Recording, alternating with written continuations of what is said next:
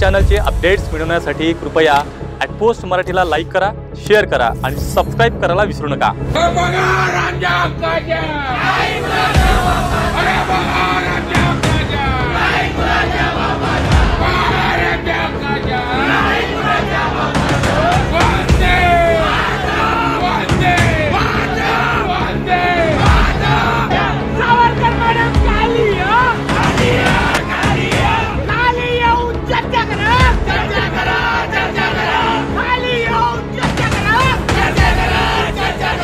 रात्रीचे 8 वाजले आहेत आणि खाली आंदोलन सुरू आहे शिक्षकांचं वेतनासाठी। आणि आम्ही सध्या डीडीओ ऑफिसला आहेत आणि डीडीओ ऑफिसचे अधिकारी माधुरी सावरकर शिक्षण उपसंचालक यांच्या कॅबिन पाशी आम्ही आहेत।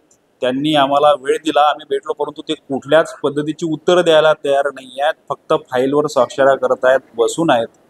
आंदोलन त्यांच्या पुढच्या जे कॅमेरा आहेत, सीसीटीव्ही आहेत, त्यामध्ये ते आंदोलन खालून बघतायत, पण ते कुठलीही प्रतिक्रिया शिक्षकांचं काय होणार, त्यांच्याविषयी तुमचं काय म्हणणं आहे याविषयी ते कुठलीही प्रतिक्रिया देत नाही आहेत। आम्ही त्यांच्याशी वारंवार विचारलं की यांना तुम्ही काय आश्वासन द्याल, तुम्हाला कुठलं पत्र आलेलं आहेत का, तुमचं काही मार्गदर्शन आहेत का, मग कोर्टाचा आदेश आहे त्या आदेशाचं काय करणार आहेत त्याविषयी द्या, एक शब्द देखील बोलायला तयार नाहीत।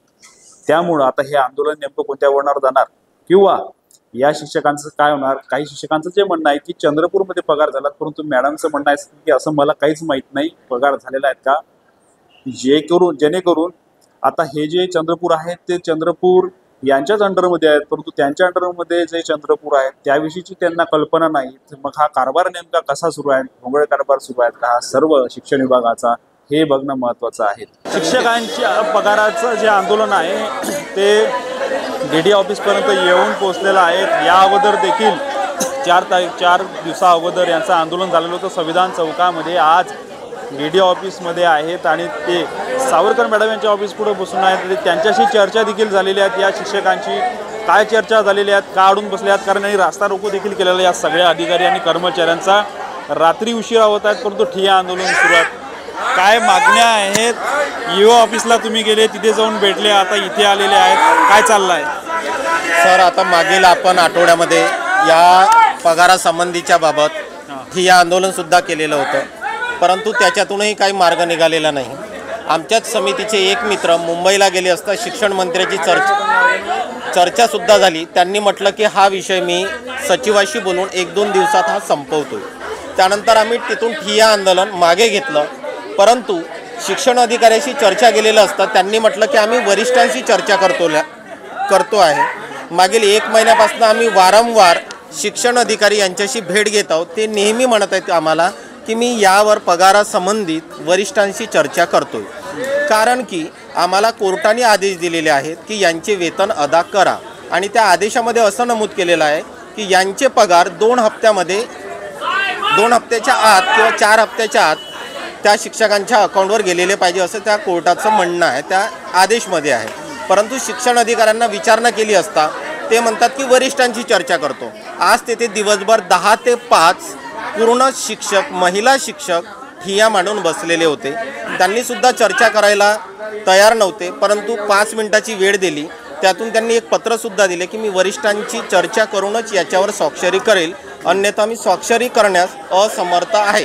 तुम्ही डीडी ऑफिसचं मार्गदर्शन करा, मी सुद्धा तुमच्यासोबत त्या ठिकाणी येतोय असं बोलून त्यांनी आम्हाला या ठिकाणी पाठवलं गेलं। आम्ही 5 वाजता या ठिकाणी आले असता शिक्षण अधिकारी या ठिकाणी उपस्थित राहिलेले नाही। 5 वाजतापासून 7 वाजता आता 7:30-8 वाजत आहेत, तरीसुद्धा आम्ही या ठिकाणी बसलेलो आहोत। इथं आले असता आम्ही डीडी मॅडमशी चर्चा करायला तयार गेलो, परंतु त्या चर्चा करण्यास तयार नाही किंवा आमचं कोणतंही उत्तर देण्यास सक्षम नाही। त्या म्हणतात की वरिष्ठांशी आम्ही चर्चा करतो, पण आमचं म्हणणं हे आहे की इतर ठिकाणी किंवा काही मीटिंग्समध्ये तुम्ही VC करता किंवा मेल करता, तर मेल केलेले असेल किंवा VC केलेलं असेल ते सुद्धा आम्हाला दाखवा की जेणेकरून आम्ही वरिष्ठांशी मार्गदर्शन घेऊ। आम्ही देखील त्यांच्याशी भेटलो, त्यांचं म्हणणं आहे की आम्हाला कुठलाही वरिष्ठांचा आदेश नाही आहे या संदर्भामध्ये, त्याच्यामुळं आम्ही त्यांचे पगार देऊ शकत नाही। पण ते वरिष्ठांशी जेव्हा मार्गदर्शन मागतील तेव्हाच चर्चा होतील ना सर। अजूनपर्यंत त्यांनी मागितलं का नाही मागितलं हे सुद्धा त्या दाखवायला तयार नाहीत ना। मग आम्ही का समजावं की त्यांनी मार्गदर्शन मागितलेलं आहे म्हणून, हा सुद्धा प्रश्न निर्माण होतो।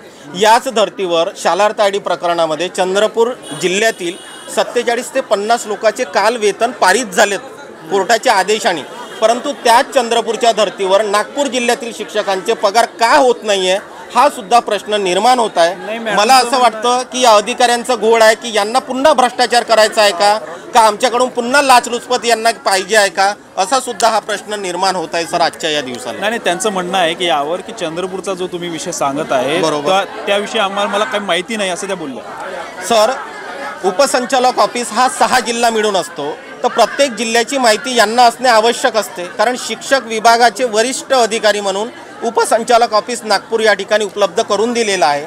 शासनाकडे आम्ही वारंवार विचारणा करून सुद्धा आम्ही आपली मागणी कुणाला सांगायचं, एकतर आमचे अधिकारी शिक्षण अधिकारी त्यानंतरचे उपसंचालक, मग याच्यापेक्षा वर आम्ही कुणाला मागणी करायची सर. काय म्हणणं आहे तुमचं? माझं एकच म्हणणं आहे सर की आदरणीय जे आपले शिक्षण अधिकारी आहेत त्यांचं एकच म्हणणं आहे की वरिष्ठांचे आदेश आल्याशिवाय आम्ही देऊ शकत नाही. आणि तुम्हालाही सर्वांचं माहीत आहे की म्हणजे इथल्या सर्व शिक्षण लोकांना माहीत आहे की शिक्षक अधिकाऱ्यांच्याच स्वाक्षरीनं पगार होतात. मग चंद्रपूरचे कसे झाले आणि ते म्हणतात की वरिष्ठांची हे आणा. मी त्या दिवशी आदरणीय माननीय महोदय आपले शिक्षण मंत्री यांच्याशी भेटलो, ते म्हणाले की आयुक्त आणि सचिवांशी चर्चा करतो. मला सांगा सर, चर्चा केली तर चर्चा ही फक्त नागपूरसाठीच हे होती का? त्यांची चर्चा चंद्रपूरसाठी. आज चंद्रपूर, भंडारा, गोंदिया, वर्धा, अमरावती अशा कोणत्याच जिल्ह्यातल्या कोणत्याच शालार्थ प्रकरणातल्या शिक्षकांचे पगार विलंबित नाही. आणि मग नागपूरमध्येच का? नागपूरवरच एवढं प्रेम का?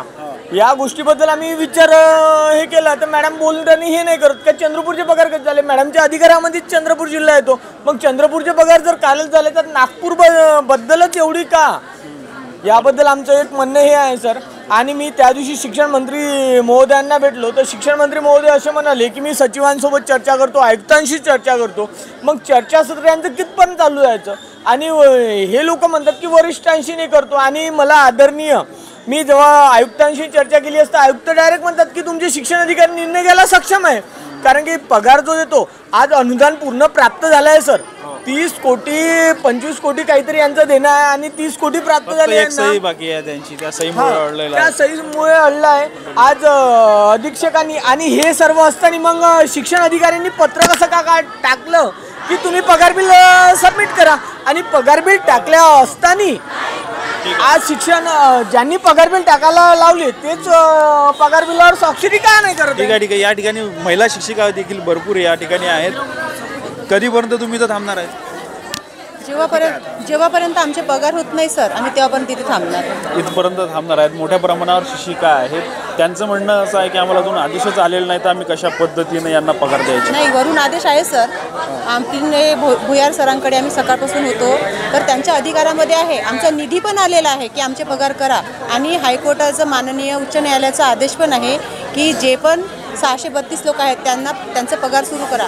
पण एकाच साईनसाठी आम्ही अडवलेला आहे. आणि शिक्षणाधिकारी म्हणतात की मी उपसंचालक कार्यालयामध्ये विचारा, आम्ही ते 5 वाजतापासून आलेलो आहोत, पण उपसंचालकवाला मॅडम आम्हाला बोलायला तयार नाही आहे आणि आमच्या कोणत्याच प्रश्नाचं उत्तर द्यायला तयार नाही आहे. किती महिन्यांपासूनचे पगार अजून बाकी आहे? 9 महिने झाले सर. आता प्रत्येकाची व्यथा वेगळी वेगळी आहे सर.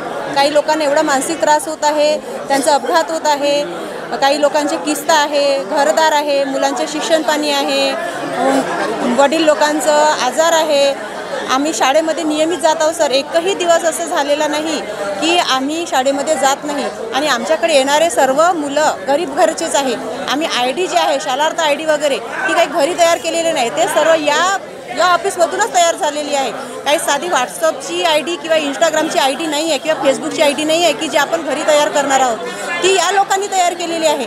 आणि जेव्हापासून पगार बंद झाले त्याच्या अगोदर हेच पगार काढत होते ना, मग त्याच्या अगोदर आम्ही बोगस नव्हतो का? मग आताच कसे बोगस झालो? मग बोगस झाले जे अधिकारी सस्पेंड झाले, ज्यांच्यावर गुन्हे दाखल झाले आणि कोणालाही पूर्वसूचना द्यावं लागते अगोदर, तेव्हाच त्याचे पगार बंद केले जातात. नाहीतर एक बेसिक पगार तरी दिला जातो सस्पेंड लोकांना सुद्धा. मग आम्ही असं कोणता गुन्हा करत आहोत की आम्हाला अर्धा पगार काय, आम्हाला 1 रुपया सुद्धा नाही देतात सर 9 महिन्यापासून. मग आता आम्ही काय करायचं? बिलकुल खूप खूप धन्यवाद. या ठिकाणी मोठ्या प्रमाणावर शेकडोच्या संख्येने सर्व शिक्षक जमा झालेले आहेत. त्यांची मागणी एकच आहे की कोर्टाचा आदेश आहे त्या आदेशानुसार तुम्ही आम्हाला आमचे वेतन द्या, जे काही 8 ते 9 महिन्यापासून थकीत आहे. आता हे किती वेळपर्यंत आंदोलन चालते, काय होते, यावर उत्तर काय येते हे बघणं महत्त्वाचं आहे. आम्ही या पद्धतीचे अनेक व्हिडिओ शिक्षण भरती संदर्भातील अपडेट तुमच्यापर्यंत पोहोचवणार आहेत. बघत राहा ॲट पोस्ट मराठी.